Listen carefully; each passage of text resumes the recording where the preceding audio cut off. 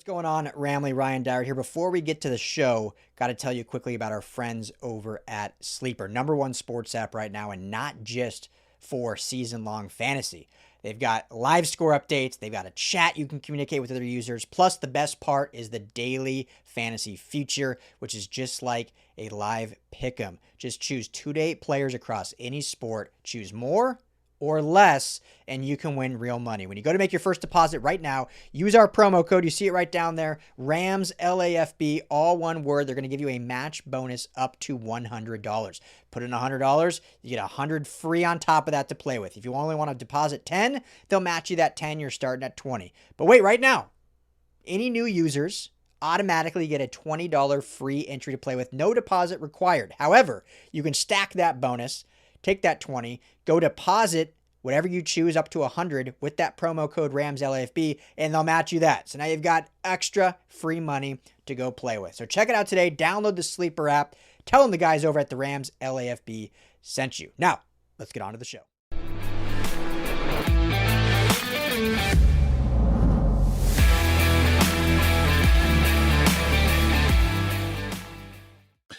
What is up, Los Angeles, and welcome back to your Rams LAFB show. I'm your host, Ryan Anderson, joined by Ryan Dyrud with a special guest from PHNX, Bo Brack, covering the Arizona Cardinals for that great new institution there in the desert. Bo, welcome to the show. Thanks for joining us. How we doing? Ryan, thanks for having me, man. I'm excited. I wish I was joining you with a better record, better opponent coming up for you guys on Sunday, but man, times are tough around the desert as far as the Arizona Cardinals go. Well, we love that new desert uniform. I don't know if we're the only ones. Not a lot of LA people dig that one, but I thought that was pretty cool. Ryan, how we doing on this Thursday heading into week 14? Yeah, fantastic. Another beautiful day in LA. Can never complain. But yeah, I mean, I don't know what you think, Bo. We can just start with that. But I thought the Rivals like desert uniform that Arizona, I actually loved them. I thought because they actually embodied kind of what the desert is, where we have the Rams out here with their midnight blue, which is black. Yeah. It doesn't make any sense. What do you think of the Rivals uni? We'll start with that. I was a big fan of the rivalry jerseys. Just some of the points you made, I completely agree with. I mean, the Cardinals were a transplant, right? Chicago via St. Louis to the desert, and they held on to a lot of the things that, they built the franchise around. But they didn't they haven't really adopted too much of Phoenix, Arizona, and the surrounding cities. And I thought that these kind of encapsulate that. And I really do appreciate it. Some people made fun of them. They look like tortillas. But I think, with the sand, the desert, I thought that they nailed it. I mean, as far as the 8 that they rolled out, I thought the Arizona Cardinals had pretty strong showing. Excellent. Yeah. Well, not a strong showing from this team so far. Kind of bit by the injury bug early on, losing James Conner. Obviously, Kyler Murray's situation, I guess we can call it. It's not just an injury situation anymore, it seems like. Right. Sitting at 3-9, eliminated from the playoffs. I kind of came in thinking this team could go up to 10, maybe 11 wins, maybe bottom out at 7. But what are your thoughts so far on this year? 1-score losses to some really impressive teams, kind of hanging in there. But where we sit right now, just kind of what is this team and who are they? And obviously the record, the famous, they are what they are. But right. What are your thoughts? No, there is some sort of truth to you are what your record is, because you can find missteps all along the way. Like they didn't just kind of by bad luck find themselves, 0-7 in score games that are decided by 4 or less points. I mean, they've played a pretty big role in them losing these football games. And it's, that's kind of been the surprising part. As far as I think at the latter of your question, they've lost their identity. There's not a whole lot of like who the Arizona Cardinals are. We knew what they wanted to be. And I held the same kind of feeling as you did, that this is a team coming off an 8-win season that, everybody, when they played the Cardinals in 23 and 24, they saw, a well-coached team, a disciplined team, and a team that was probably playing better than the personnel that they had as far as roster went. And that with just improved players, that would match with good coaching and the results would follow. And they've, severely underperformed this season. And I think in every facet, their identity was going to be run the football. And, James Conner going down, it was a hit. And then Trey Benson, your RB2, goes down immediately after that, the next game against Seattle. But before that, the running game was ailing, like against New Orleans, against Carolina. They were, not really kind of moving the football like we'd known them to move the first 2 seasons under Drew Petzing. And I think we've identified that, offensive line coach Clayton Adams, who took the promotion as OC for the Dallas Cowboys, I think he's kind of it's been a big miss there. And I think you've also seen some guys regress who were some journeymen that were pleasant surprises, early in the Cardinals, the new regime's tenure, like the Evan Browns of the world, the Will Hernandez, Jonah Williams. And those guys just not played well at all this season. And they've only had consistent play from probably 2 of their offensive linemen. Paris Johnson Jr., former 6th overall pick, seems to be the only bright spot. So they've had kind of, they lost their identity. Then they went through the identity crisis. And now they're just, you wouldn't even recognize the Cardinals, the amount of time they're throwing the ball 40, 45, 50 times a game, which is not something they want to do, but they're doing it based just on survival. Yeah, no disrespect, but obviously you don't want to do that with Jacoby Brissett under center as well. That Right. Maybe if you have someone else that maybe changes things. But, kind of piggybacking off that, Bo, obviously when you're a 3-win team in December, the coaching hot seat is always going to heat up, no matter how long you've been there, no matter what your records have been in the past. What is the vibe still around Jonathan Gannon? Is there still belief that, hey, this guy's just been hit with the injury bug and things will get turned around? Or is this a true kind of hot seat and this may be a coaching carousel situation at the end of the year? I think depending on who you ask, both of those are true. And it's not me trying to be political. I think like the fan base, they're worn down. They're already tired. I think, as far as Jonathan Gannon's approval rating with the fan base, it's in an all-time low, which is unfortunate. Jonathan Gannon, though, does have the ear. He does have the confidence of ownership. Team owner, president Michael Bidwell, I think infatuated by Jonathan Gannon, loves, what he's doing beyond, as far as the playing field. And it really feels like he's going to get a pass as far as this year's performance, and that the organization, the brain trust, the decision makers are going to say, yeah, too many injuries. You guys couldn't, deploy what you wanted to deploy, but it doesn't mean that it's going to come without having to make some major changes. I think Jonathan Gannon survives this. I think GM Monty Ossenfort survives this and get a 4th year, which, if you look at their record, it's pretty, there's not a lot of precedent for it. It's like Gus Bradley in Jacksonville and a couple guys that go into year 4 and are fired in that season. But Jonathan Gannon looks like he'll get another crack on it, and it'll probably be with another offensive play caller. It seems like Drew Petzing is going to be one of the major changes this offseason. Looks like he'll exit after the next 5 games. And then, I think that there's going to be they're going to explore for a new quarterback. I think that the relationship with Kyler Murray has hit its expiration date, and all parties involved are going to look for a change. Not to cut you off, Ryan, but Josh Rosen's out there. I think he's doing finance right now or insurance. So if you want to go down that road again, we'll kindly pass on Rosen. I think we know there weren't 9 mistakes made ahead of him in the draft. There weren't 4 mistakes or 3 mistakes made ahead of him at the quarterback position. No Rosen.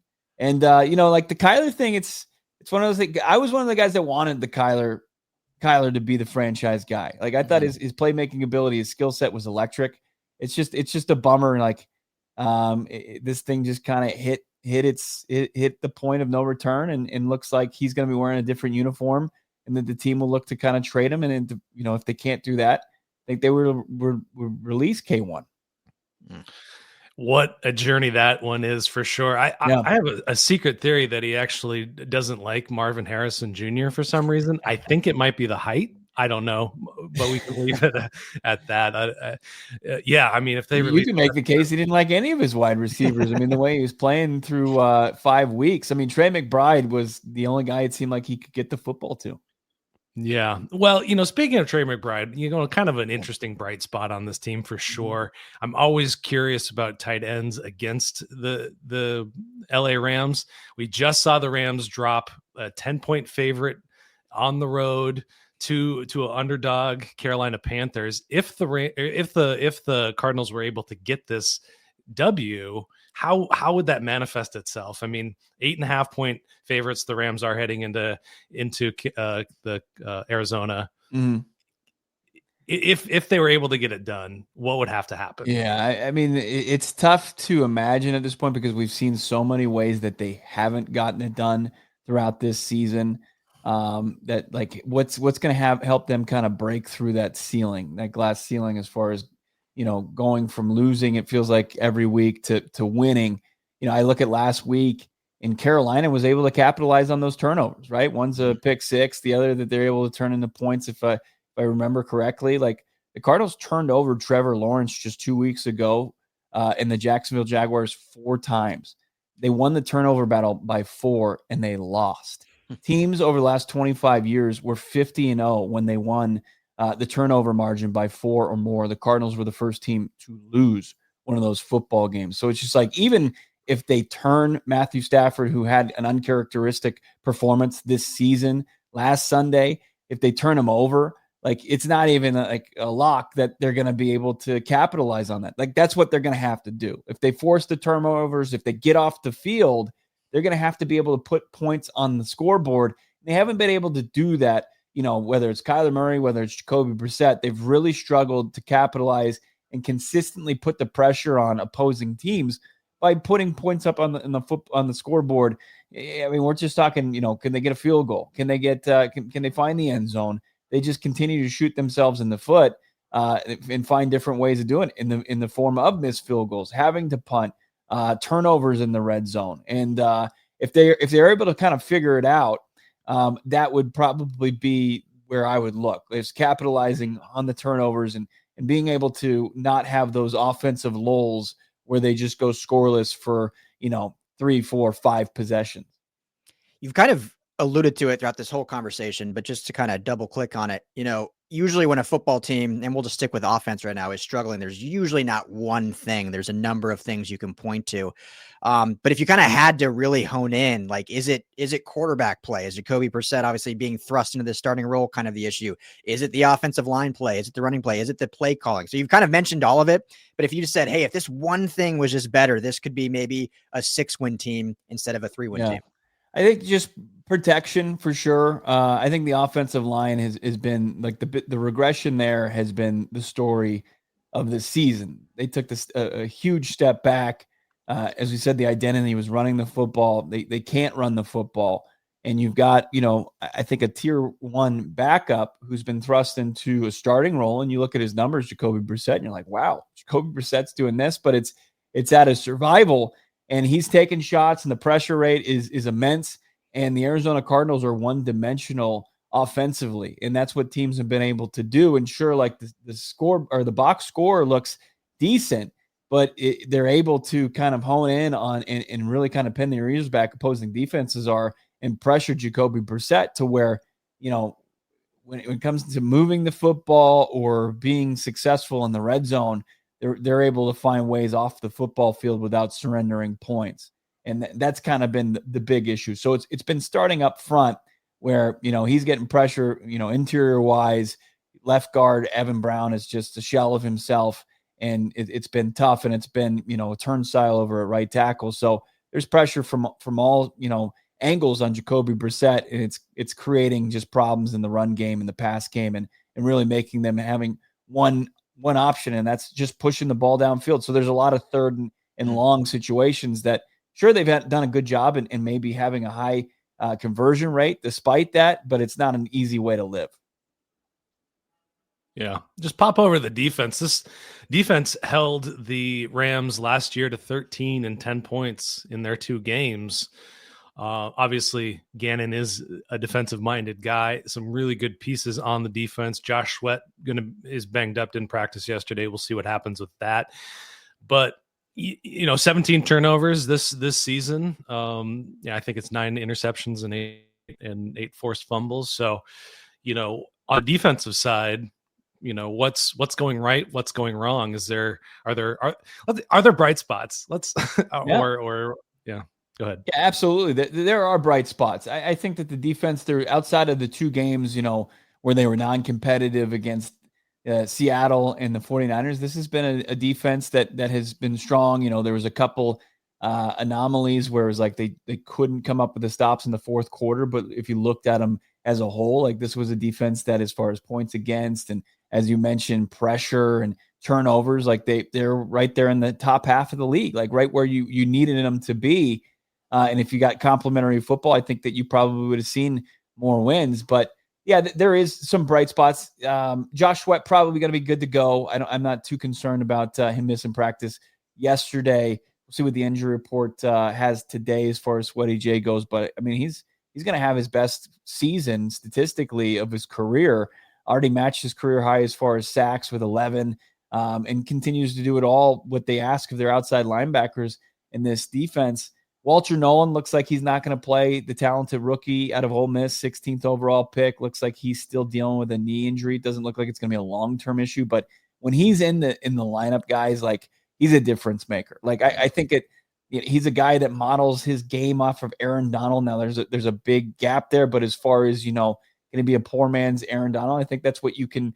I think it's realistic to say he could be, just the sample size we've seen from him and how it's transformed how they perform, but he'll be out. But it doesn't mean like they're devoid of talent. Like the ageless Calais Campbell continues to be good in the run and in the passing attack against that. And then you've got some good guys, like corners that can cover. Like Will Johnson looks like he's healthy, the 2nd round pick, and he'll help try to take down the 2-headed monster on the outside for the Rams. But I think this is a defense that does enough to force 3 and outs, to force the turnovers, and get off the field to set the offense up for success. So yeah, I think that they're like just probably in the top half of the league as far as defense, and it's not like one of those like, hey, this is a true liability. Yeah, it feels like there's definitely a bright future there on defense. Kind of how you alluded to, Gannon probably getting another year just because of the bright spots. And I thought they had a really good draft last year, at least for sure, those first 2 picks, like you mentioned, and the bright future there. So, I want to ask you this, what I love about All City, PHNX, kind of similar to what we do here at LAFB is, really the pulse of the fans, right? And really seeing kind of the vibe of the fans. I'm just curious, how do Cardinal fans feel about the Rams? Like, is this a rivalry? I mean, the Rams, let's be honest, have had the Cardinals number. That in the Sean McVay era, it's been pretty dominant by this Rams team. The Cardinals have gotten better. Obviously, they had the playoff matchup a few years ago. But do Cardinal fans, is there like a detest, a despise for the Rams, or are they just kind of another team on the calendar?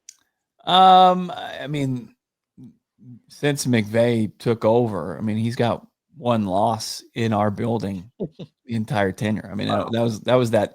You bring them that 41-10 game. What was it, week 2 last year? It seems light years away.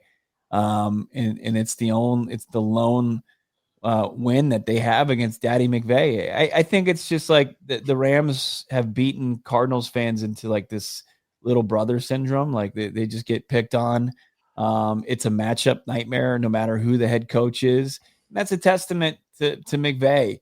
Can they find the success? Can they defensively keep that offense down? But like when they were in LA, I feel like late last season, it was just Puka. Like I felt like Cooper Kupp was just a fixture in the run game as far as blocking out there at the wide receiver position, and there just weren't a whole lot of options. The arrival and the impact of Devontae, and I know he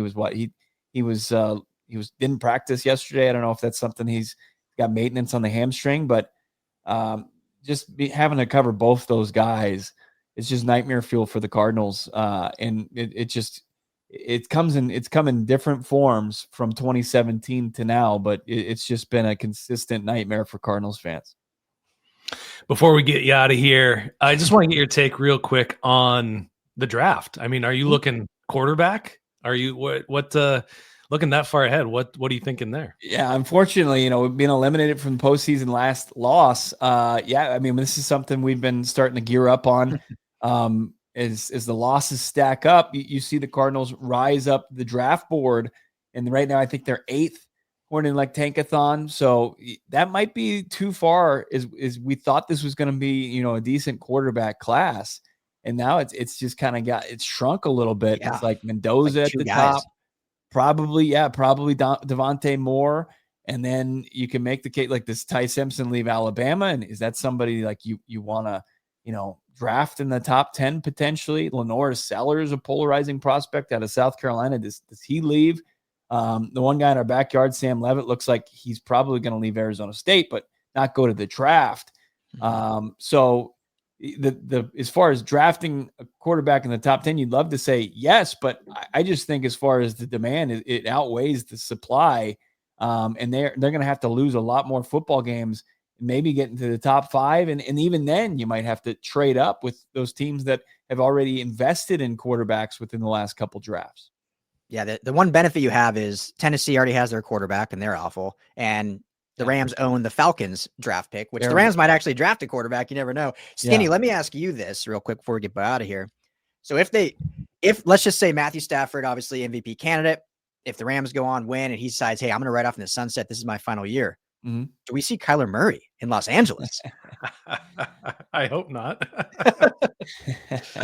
Yeah, I don't think McVay would have the patience to deal with that kind of variance and that kind of high, just high ceiling, low floor. I think he would roll with Jimmy Garoppolo before they went for Kyler Murray. But yeah, stranger things have happened for sure.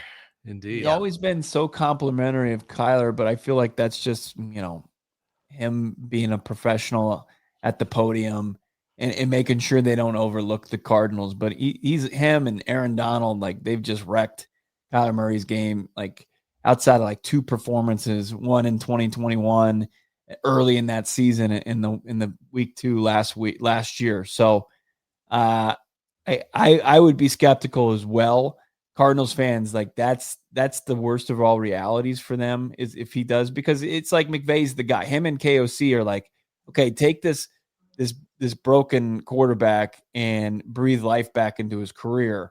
I just think that we know what Kyler Murray is. I think he's a starting caliber guy, but I think he's probably there's a very I think with the numbers you've seen, I don't think you're going to see him outplay those numbers the rest of the way out.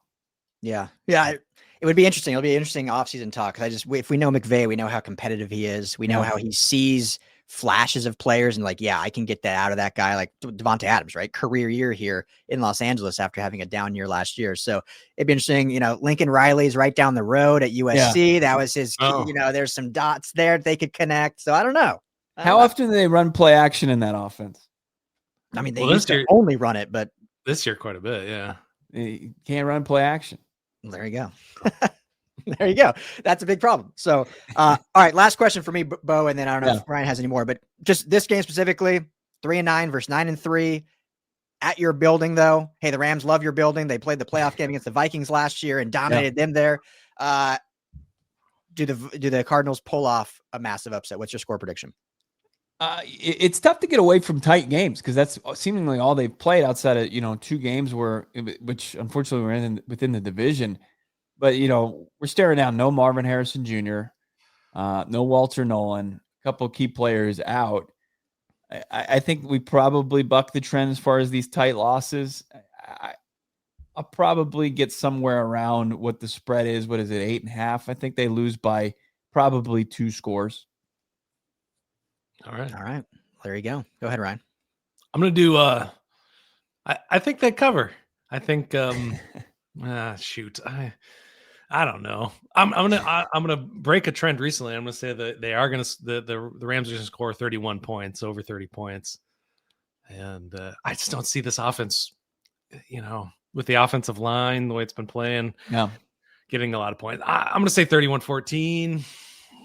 Yeah, I'm kind of in that. I never want to throw any shade to the guests team. I hate doing that, but after losing to Carolina, I just think the Rams are going to come out with their hair on fire. I mean, after a down game, kind of a wake up call, I think they come out and just really kind of throw the gauntlet down. And with all the injuries Arizona's dealing with, backup quarterback, I think it'll be tough. So, I think the Rams win fairly easily in this one down the stretch. But Skinny, take us home. Take us down the stretch. Well, first off, Bo, tell the people where they can find you. Yeah, we're talking about this game as well, leading up to it. Friday, full preview show, 4:30 here in Phoenix. So if you want to join in, kind of see what Cardinals fans are talking about, you probably won't hear too much shade thrown your way, just given circumstances. So if you want to hear more insight, yeah, we'll be live on our YouTube page, PHNX Sports, and follow along PHNX_Cardinals across your social. Excellent. You can follow us at LAFB Network. I am RL Anderson, LAFB on Twitter. Ryan Dyrud, LAFB over on Twitter for the guy on my right. And everything else, LAFBnetwork.com. We're on YouTube. You can find us there. Rams LAFB. Go like and subscribe. We'll be back with Aaron Coscarelli for the Friday practice report, so definitely check that out. Until then, guys, appreciate you and see you next time.